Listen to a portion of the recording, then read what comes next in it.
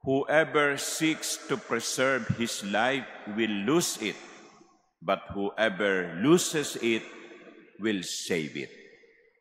My dear brothers and sisters, the Lord is talking about losing and giving life, losing life. But I believe the Lord does not mean physical life, because all of us will lose our physical life. All of us will die, one after another. So palagay ko po, ang Panginoon hindi naman tinutukoy ang buhay nating pisikal. Nahihinto ang ating paghinga.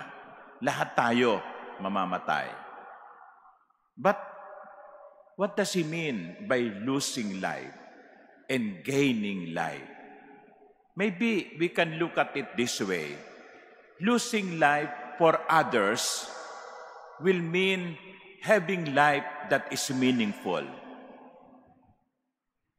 Hindi ba ganon? Ang buhay na hindi nakaalay para sa sarili, nagkakaroon ng mas makahulugang buhay. Some people would like to be happy. I think all of us would like to be happy. But they think that happiness comes from having more. Not only a TV, but a bigger TV. Not only a house, but a bigger and more houses. They think that having more will give meaning to their life. But we know from experience that it is not so. Being famous, being rich, di ba? Mayroong program na The Rich and Famous, no? It's about celebrities who have big houses, mansions, different cars, sports cars, expensive cars. They eat expensive food. But are they happy? I know one who is a celebrity, successful in his career, and there was an attempt, no? He attempted to end his life. I was surprised to hear that.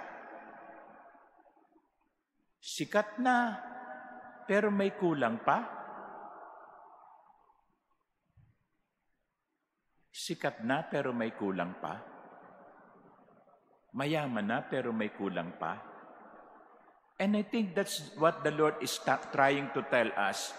Meaning, life's meaning is not found in having more, but giving more until nothing is left except the Lord.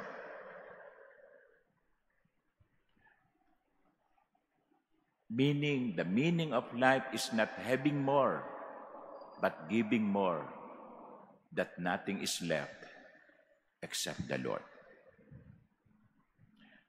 Today, we celebrate the feast of the memorial of Saint Albert the Great. He was a German Dominican, member of the orders of preachers. She was an intellectual giant. He taught, he was a professor. But instead of taking a quote from Saint Albert the Great, I will take a quote from another intellectual giant who also is a Dominican, was a Dominican, Saint Thomas Aquinas.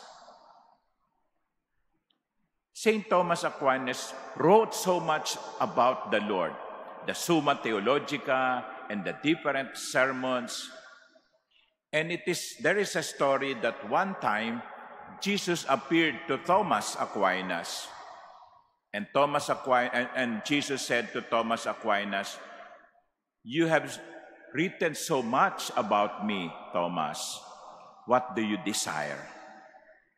Ang dami mo nang naisulat tungkol sa akin, Tomas. Ano ang gusto mo? And Saint Thomas answered, "Non nisi te, Domine." Nothing but you, O Lord. Nothing but you. I think that is one of the messages of the gospel.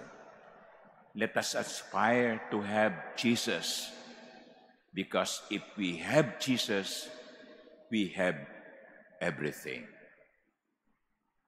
If we have Jesus, we will gain the meaning of life. Only you, Jesus. Only you. Amen.